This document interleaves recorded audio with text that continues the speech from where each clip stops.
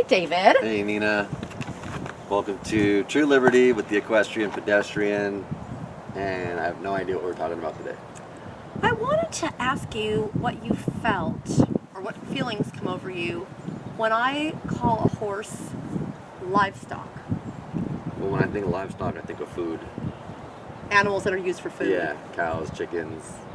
What else do we eat? Lamb.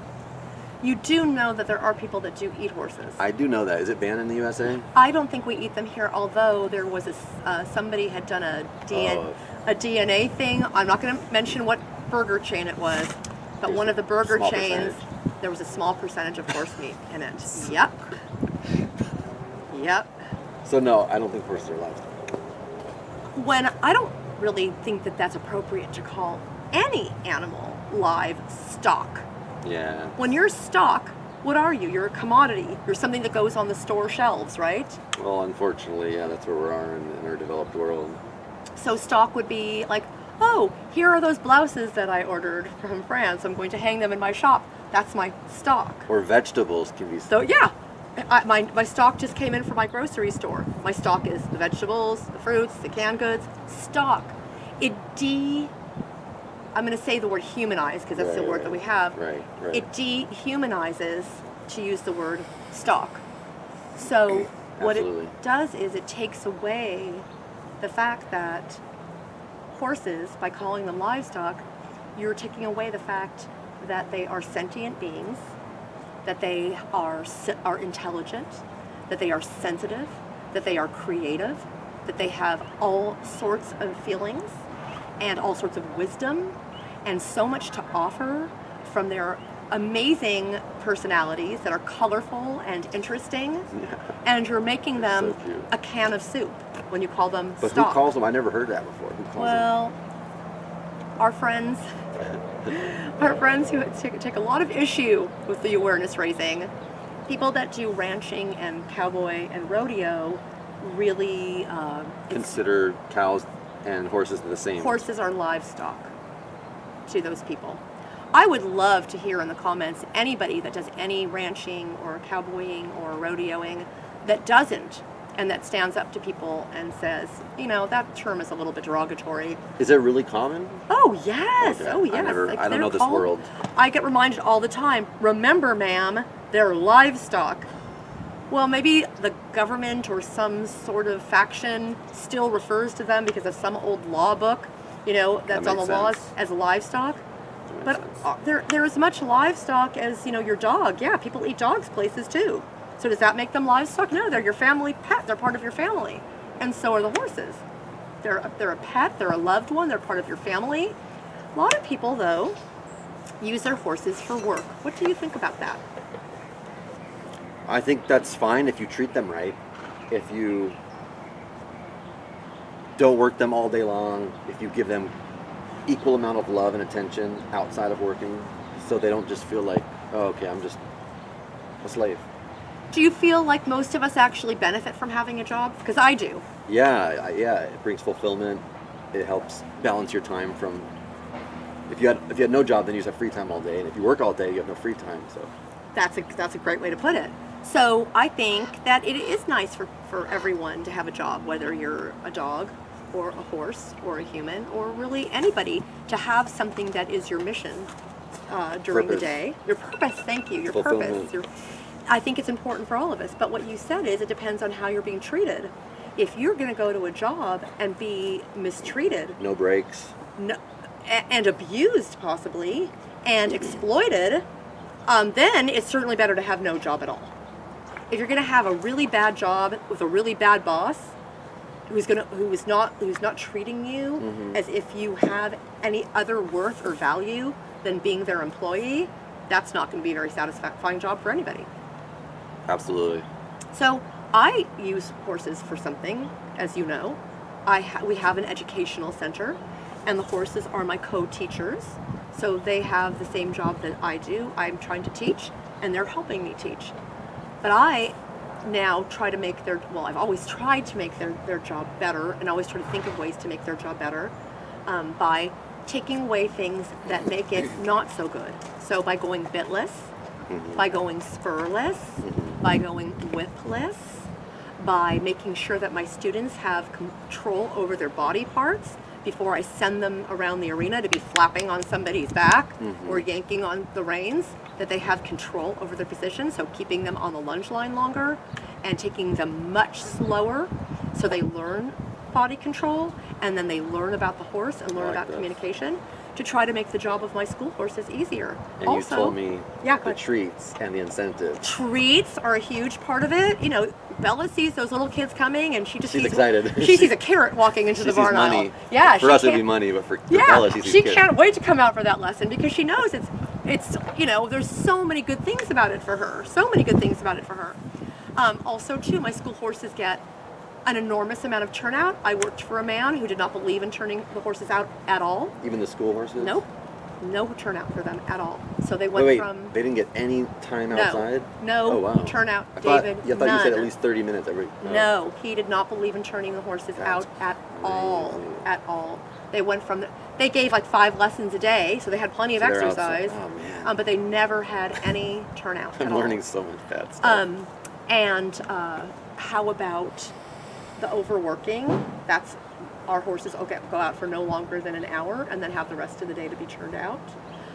Making sure that they are happy and that their tack fits. I've been at riding schools where the equestrian could pick out any saddle that they wanted to use. It might be uncomfortable. It might not even fit the horse. It didn't matter. They didn't care. You could pick out any saddle you wanted and put it on any horse.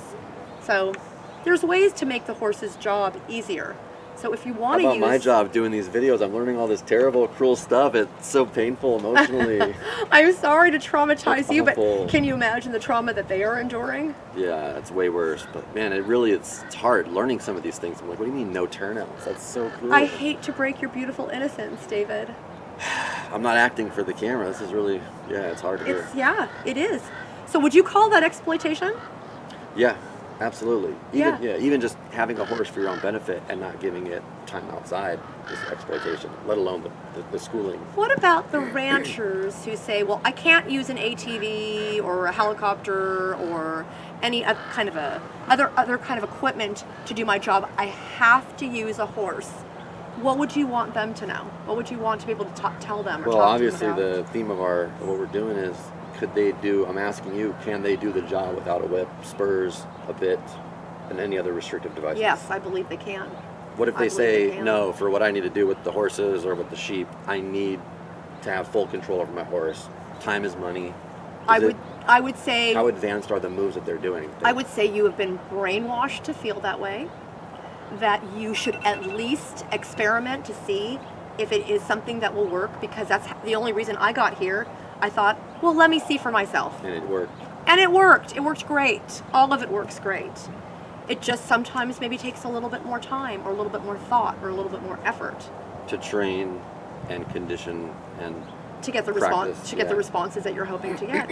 Some of it, not at all. I mean, if you have a really beautifully highly trained horse, like you'll see they'll already know what to do. They do already know what to do. It's all overkill for them. I got it, boss. Yeah. I know what There's a dressage rider, an upper-level German dressage rider, who does a beautiful little video of a Grand Prix freestyle, a musical freestyle. She goes through all the paces, and at the very end, you go close up, and you see she has no bit. And this is at the very beginning of the bitless dressage, where people didn't think that you could It was not possible. do any part of dressage without a bit. It was so bit-centric, like even the verbiage that's used, on the bit, above the bit. Everything's about the bit, that you could do it without a bit. It was a little bit of a mind blower for some. We're still fighting to see if we can get, bitless to be recognized in dressage. Oh, right. And at least not outlawed. Oh, right now it's bit and bitless, doesn't matter which, it's just all under one category. No, there's no bitlessness in dressage. Right. So if you choose to go bitless, you're compitless against people. No, they won't let you go. Well, they don't let you. No. With all of the different bits that you are allowed, bitless is not one of the options, So weird. Not at all. Okay. So I would say you're brainwashed. You're going with what you know, which is very human. We go with what we know. And what's easy. And what many of us have spent a lifetime honing those skills. Why would we want to give them up now in our older age? Especially, it's harder. But how about this? How about so when you do take your final breath, you feel better about yourself and you feel better about what you did with the horses, and how you treated The them. legacy you left, the relationships you left. Yeah, and that you learned, that you went through a whole arc of a story. I started out with all of the things that I learned that maybe they weren't absolutely the most compassionate things to do, and then I ended up somewhere that was far more compassionate. That's certainly the way that I would want my story to end. Well, I hope people are hearing this and not thinking this crazy hippie lady. Like, you know, it's really possible. And it's funny because I'm not. You know, I'm not the crazy hippie lady. I'm someone who went through an awakening because of specific horses that came into my life. You know, I didn't seek this out. It didn't necessarily, you know, match all of my other philosophies in There's life. no hidden agenda. No one's paying for your advocacy. No, this is something that the horses brought to me. And they made it loud and clear. It wasn't like I was listening to them. I wasn't listening to them. I was just talking. Like I do now. Talk. No, I was just talking all the time, not listening. And you know who it was? Miss Mercy. Yes. Who made it very loud and painful for me to understand. And that was the thing that, whatever it was. Flip the switch. Yeah. And I think, you know, for whoever's watching, that might be what it takes. So we don't want to pressure people. We don't want to be holier than thou or act like there's only one way to do things. But hopefully this video opens your mind and gets you thinking about changing something.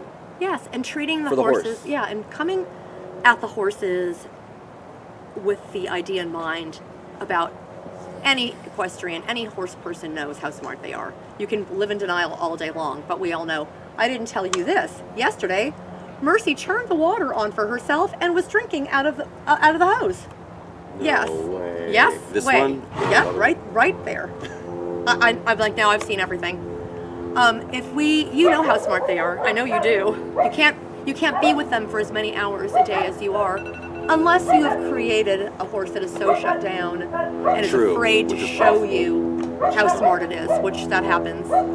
That sounds somewhat common, unfortunately. Yeah. But if you believe that they are sentient, if you believe that they are smart, if you believe that they are sensitive and more than livestock, I would hope that you might find in your heart some time to look at things with a fresh perspective and see how you can be more compassionate and give them a better lot in life. Yeah? Beautiful words, yeah.